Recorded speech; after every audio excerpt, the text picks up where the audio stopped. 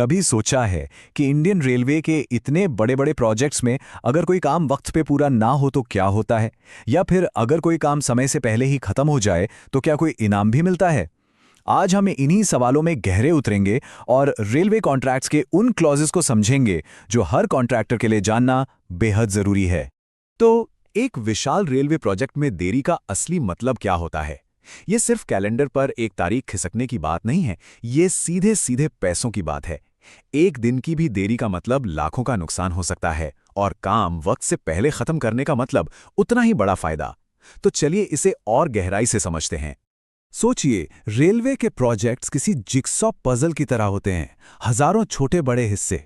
कभी मौसम साथ नहीं देता तो कभी जमीन को लेकर कोई नई मुश्किल खड़ी हो जाती है। इसीलिए इन कॉन्ट्रैक्ट्स में कुछ खास नियम होते हैं ताकि इन अनिश्चितताओं से निपटा जा सके और सब कुछ पटरी पर रहे। तो जब प्लान के हिसाब से कुछ नहीं चलता तब क्या? मान लीजिए कोई ऐसी चीज हो जाए जिस पर किसी का कंट्रोल ही ना हो, जैसे कोई बड़ी बाढ़ आ गई या कोई महामारी फैल गई और प्रोजेक्ट रुक गया। तो क्या इसका खामियाजा कॉन्ट्रैक्टर को भुगतना पड़ता है? जी नहीं, कॉन्ट्रैक्ट में इसके लिए भी एक रास्ता है। इसे कानूनी भाषा में फोर्स मेजूर कहते हैं। सीधे सीधे कहें तो ऐसी कोई भी मुसीबत जिस पर किसी का कोई बस नहीं चलता, जैसे कि कोई बड़ी प्राकृतिक आपदा।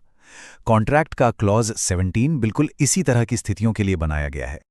लेकिन हाँ, सिर्फ ये कह देना कि भाई एक अप्रत्याशित घटना हो गई थी, इससे काम नहीं चलेगा। नियम यहां पर बहुत बहुत सख्त हैं।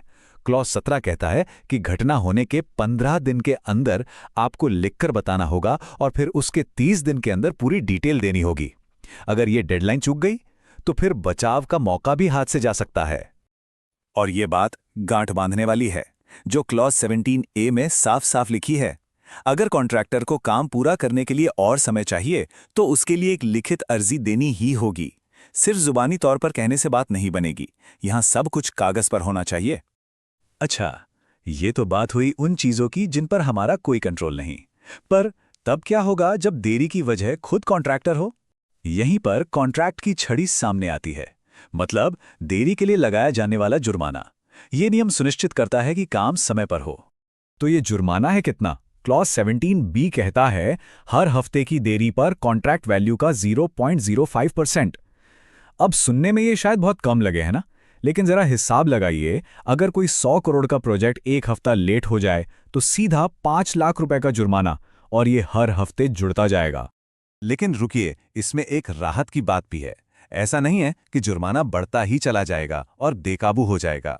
देरी के लिए जो कुल जुर्माना है वो कॉन्ट्रैक्ट की कुल कीमत के 5% से ज्यादा नहीं हो सकता।